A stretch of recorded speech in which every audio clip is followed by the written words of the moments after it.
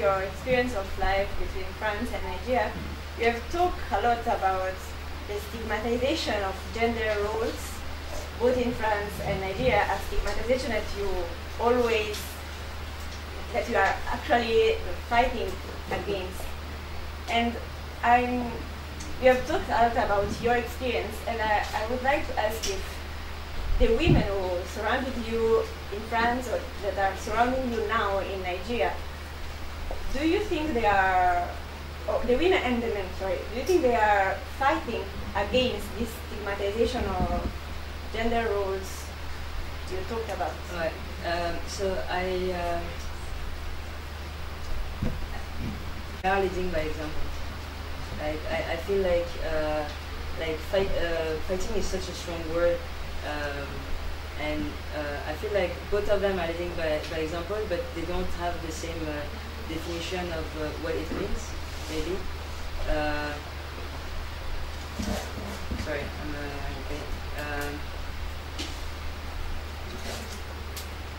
I can't tell what French women are fighting for and what Nigerians are fighting for, but what I can tell is what my French concerns are and what my in France and what my French concerns are in Nigeria, and honestly they are the same.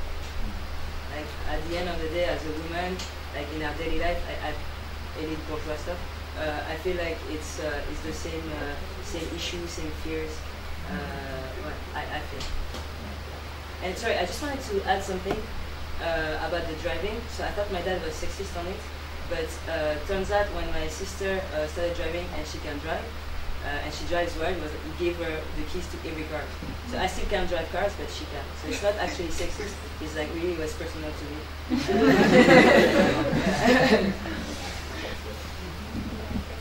Fabric merchant. So offices were really alien to me, to be honest with you.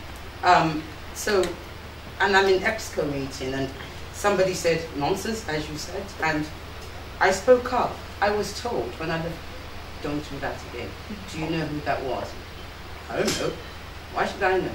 Well, that's Mr. Such and Such, and you're not supposed to speak up against him as a female. This isn't a company that everybody's, let's just say it's a telco, right? Because I'm really into naming and shaming, but I just won't give a name so you don't get sued here. You know, so do you understand what I'm saying? So I really connect with that. But I'll also say to you in the whole marriage thing, like Molara said, there are lots of women who really couldn't give a damn about marriage, but they're very afraid to say it out. Okay, I'm one of those that always say, I went for a job interview, and I was actually invited to the role. I didn't apply for it.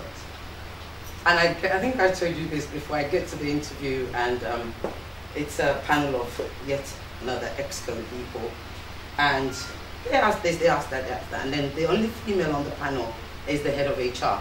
As it often is, the head of HR is often a female, right? She said, Ms. Bakari, so the only question I want to ask is, why are you not married? Pardon? Because we're French, right now. Sorry? I'm being invited here as a director of da-da-da-da-da. She's always, literally, that was all she had to ask me. And I said to her, actually, I changed my mind. I'm going to answer your question. And I told her, I'm driven by love, not by marriage. They're two very different things. And what I learned immediately, I promise you, when that interview was over, she came to me and we had such a deep conversation about the problems that she was going through in her marriage. So what I want to say to you is, yes, there's not going to be time for you to discuss it all the time with everybody, but don't be afraid to say, you know what, perhaps I'm actually not interested, I'm happy. Maybe I want to have a child, maybe I don't. If you want to have a child, say, well, I'd like to have a child, I don't know about marriage yet. I don't think we should be embarrassed about saying it, because that's part of the empowerment, and that's part of us owning who or what we are and however radical we want to be. But I'll end very quickly to go back to what you were saying about humanism and feminism. And I think it was perhaps slightly misunderstood there. I think what you were saying is that, you know, if we put ourselves out there as humanists, then we're more likely to embrace everybody and everybody feels inclusive, rather than saying that we are feminists, therefore others feel excluded out of that. I think we're just whatever the hell we are, really. You know, some feel comfortable being a humanist, some feel comfortable saying they're a feminist. Actually, I like to be fickle, depends on which way of the week it is, you know, but I can say, you know, and I own up to it very proudly, but I can say that I am blessed and lucky, like, well, maybe unlike everybody, I don't know, that I am surrounded by strong women who impact my life so positively that I never have to question. You know, one of whom I have to say proudly, she's sitting next to you there. You know, I never have to question whether I'm a feminist or not, because mo tobe. How do you say that in English? I dare not. I dare not. Thank you. That's what I wanted to add.